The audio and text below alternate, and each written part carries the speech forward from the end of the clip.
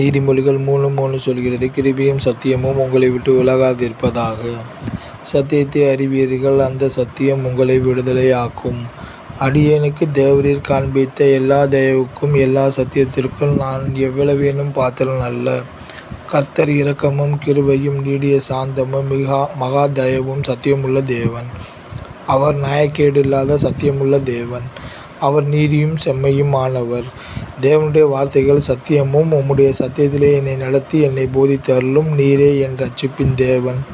உமது கையில் என் ஆவியை ஒப்புவிக்கிறேன். சத்தியபாரனாகிய கர்த்தாவே, நீர் என்னை மீட்டு கொண்டீர். கர்த்தாவே, உமது கிருபை வானங்களில் விளங்குகிறது. உமது சத்தியம் மேகமண்டலங்கள் பரியந்தம் எட்டுகிறது. கர்த்தரை நம்பி நன்மை செய். தேசத்திலே குடியிருந்து சத்தியத்தை மீந்துகொள். கர்த்தாவே, உமது வழியை எனக்கு போதியும். நான் உமது சத்தியத்திலே நடப்பேன்.